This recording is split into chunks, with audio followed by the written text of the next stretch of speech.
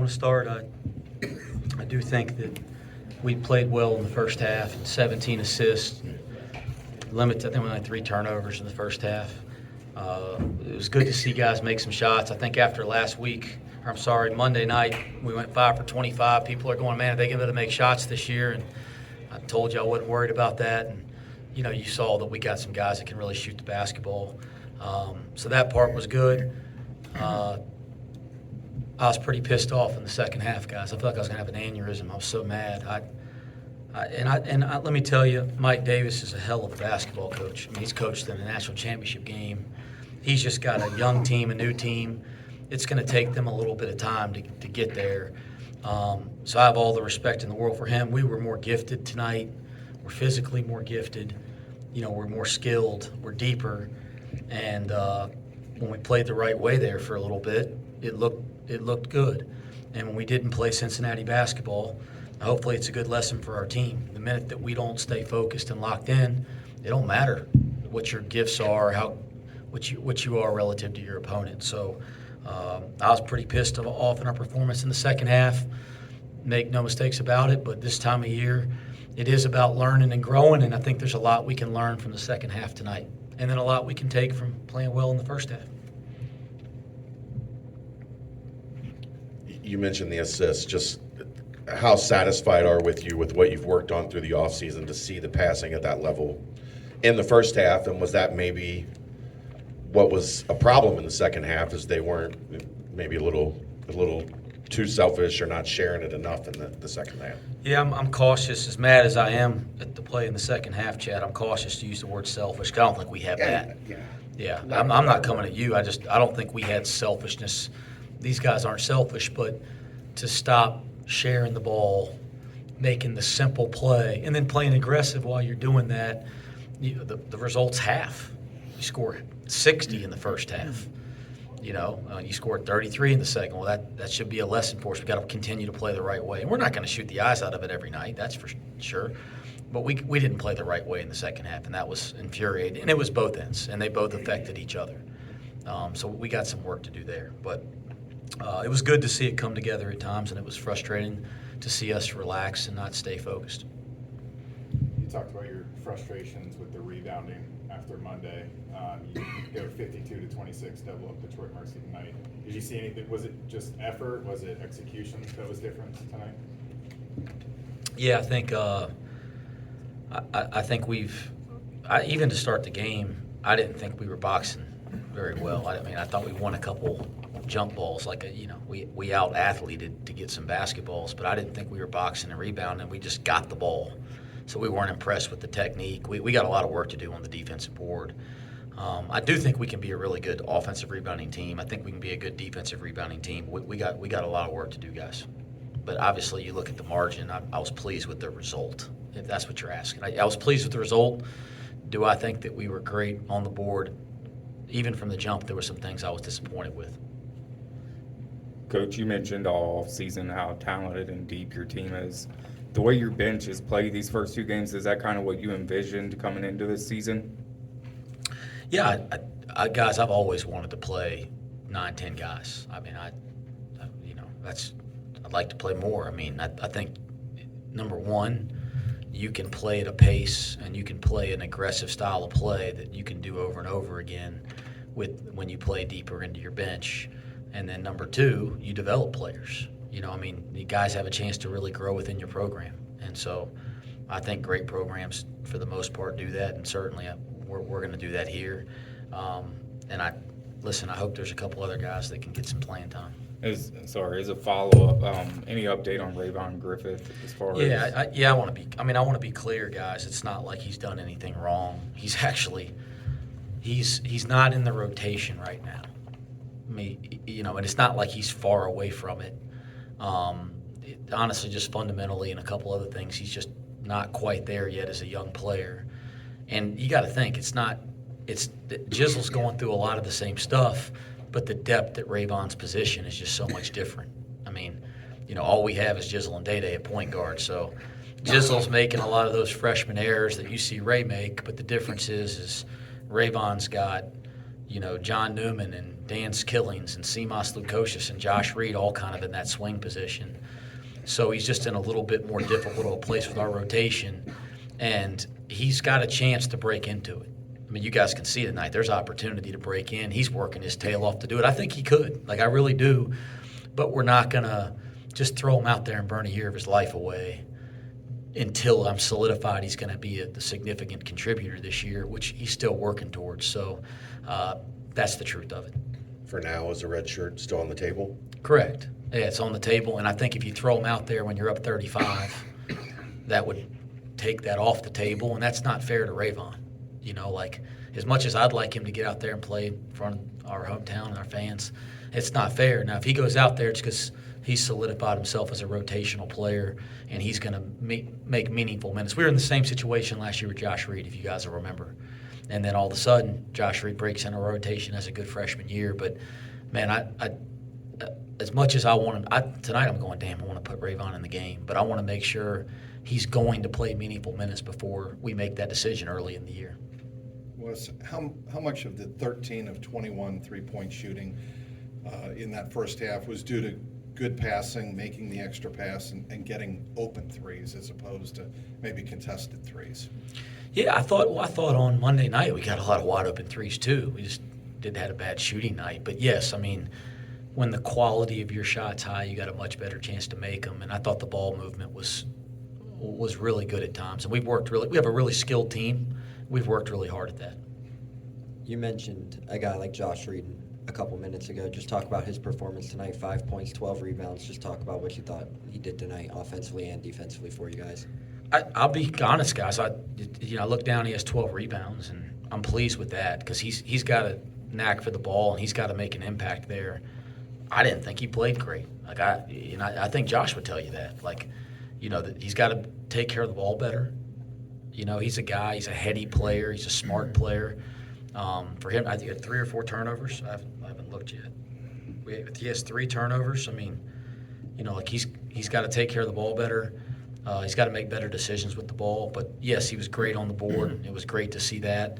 But he's a really good player. They can have a really good year for us. And I want him to take a step here early on in his sophomore year.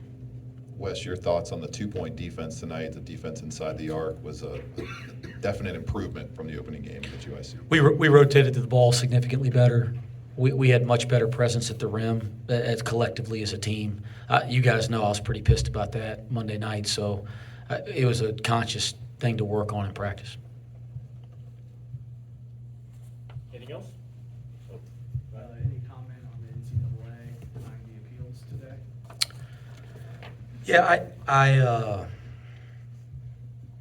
I'm going to be cautious with my words because I'm very discouraged.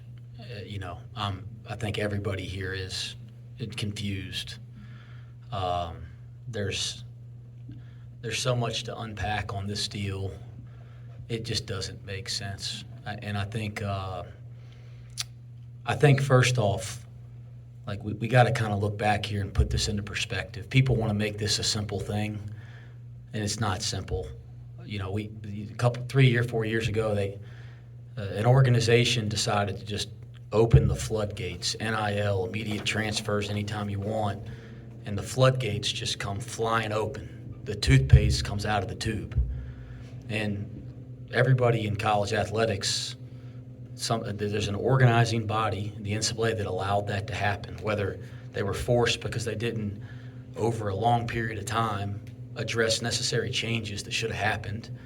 But the body that was governing college athletics, that was in charge, let the toothpaste out of the tube. And there's a lot of reasons. That's a whole conversation in itself. And now people are going, we got to put the toothpaste back in the tube and restrict some of this in some possible way. So we decided that we wanted to restrict transfers. That's fine. I think most people support that. Most coaches support that. I have no issue with that. If we're going to restrict transfers, let's make it very clear. So we decide that we're going to restrict transfers. And we come out with a set of guidelines. And we say that there are 3 types of waivers that are ways that you can transfer a second time. That same organization, the NCAA, that that was overseeing us when the toothpaste came out of the tube, came out and created a situation now in a process where there's waivers. I think it's a really, really good question that I wish people in the media would start asking. Why are there waivers? Why do we have them? I'm curious to answer to that question. It'd be a lot clearer if they just came out and said there are no two-time transfers, no exceptions. I've actually heard that the people in the room making the decision didn't want waivers. So somebody needs to figure out why we have them. But if we're going to create waivers and we're going to create guidelines for a process, and kids and universities and coaches and teams are going to make decisions based on those guidelines, then we have to follow through on them.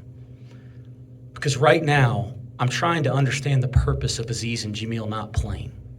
And the only thing that I can make sense of is the NCAA doesn't want to have mental health waivers. So they're going to deny all of them so that now nobody will try this again. If we don't want waivers, we shouldn't have waivers. And that, in my opinion, is totally wrong and unfair. It's unfair. It's wrong. Because I'd love to have some restrictions on transfers. I'd love that. That'd be great. Okay, that would help college basketball, in my opinion. But, and let me make this very, very clear, I'm not okay with using my guys as examples for the next people that are transferring. I'm not okay with sacrificing our kids. And I do believe that's what's happening. We're sacrificing this round of kids for the future. And that is wrong. It is wrong. It isn't about whether we should or shouldn't have second-time transfers. It's about we have a process, we have guidelines, people make life decisions based on those guidelines, and now they are confused. And let's think, in their time in college athletics, they've been allowed to transfer whenever they want. Who allowed that? And now they're told, well, you can transfer, but you got to meet these guidelines. Well, I meet those guidelines. Not just I think I do. I've consulted with a lawyer. I've looked into it. And now to go into the season, not hear anything, it's confusing. I don't think people understand personally, when you interact with the kids every day, I don't think people understand that are making decisions. They're human beings that are being affected and there's a lot of dynamics that are at play here, obviously, that I hope somebody will try to figure out. But there are kids that are being sacrificed for this, that you actually have to come in and deal with them and deal with the things that they're obviously going through stuff to be in this predicament anyway. Now it's 3 or 4 times harder. And it is totally unfair and discouraging. And we are we appealed for Aziz and they denied it. I think they said that he checked every box, but they couldn't figure out why Cincinnati. Why does that make sense? Well, guys, he's from Senegal. He can't go back to Senegal, go to college. He played his first year at Akron in the state of Ohio. His American family, and there's a lot that goes into that he doesn't want talked about publicly, is within a driving radius of this campus. Why Cincinnati? Well, where is he supposed to go? That's the only feedback that we got. They said, everything else checked out, but it doesn't make sense why he would have to go to Cincinnati. His coach at Utah Valley last year got the Cal job. The majority of his teammates transferred, and they're having success playing other places.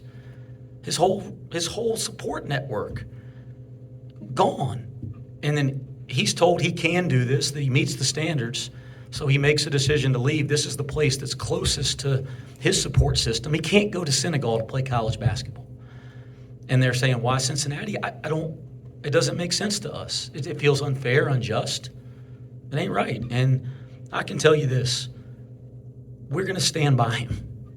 We're going to support him. We're going to petition the NCAA to reconsider this thing on Monday. And I wish they would. There's a human element here. And I'd say this finally, and I could go on I know way more about this than I ever cared to know. But guys, they came out 2 weeks ago and said this process ain't right. They made a statement. It's not right. It's messed up. We're going to change it next year. But there's human beings that are being affected. Change it now. My gosh, change it now. I mean, it is ridiculous. So we're going to, I just wish they would for 1 second go, what are Aziz and Jameel going through? What did they do? And this is the last point I'll make. It is really important for all of us in our lives to have accountability when we make mistakes. That's an important lesson that we all have to learn. And when we make mistakes, we have to be accountable. And that's what a governing body is there to do. They have to hold people accountable. And I appreciate that. We have laws in this country. If you break them, you should be held accountable. Like, that's a great lesson for kids. If our kids are late, we hold them accountable. It's a great lesson. Okay? What have Aziz and Jameel done wrong? What are we holding them accountable for? What did they do? They haven't done anything. Are we holding them accountable to make a broader point of trying to put toothpaste back in a tube for college athletics? That's not fair to them. How do they have any? It's taken me months and months to figure this whole process out. I'm 40 years old, I'm a professional. I've been in college athletics for almost 20 years. Over the last month, I'm finally starting to piece some stuff together. How the heck are student athletes last spring supposed to put this together? They put out one piece of paper. That's what we all went off of, including these kids. What are we holding them accountable for? If they broke a rule, if they made a mistake, then they shouldn't be allowed to play. I support that. But they haven't done anything wrong. This is wrong. And I believe John Cunningham and our President Pinto, I believe those guys and this community and these fans, I think are going to stand by these kids and support them. Because I think anybody that really looks at this goes, this isn't fair to young people. And you're dang right, it ain't fair to our team. It ain't fair to our coaching staff. It ain't fair to our fans. But let's start with them first. They're people. They're human beings. And I just, please, NCAA, whoever that is, whoever's over there, I don't even know what that means. They don't communicate like that with us.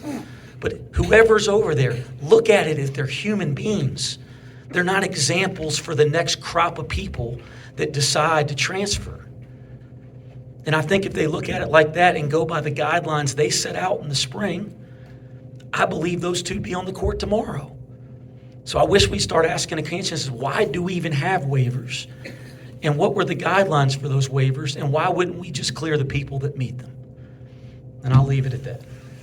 Thank you.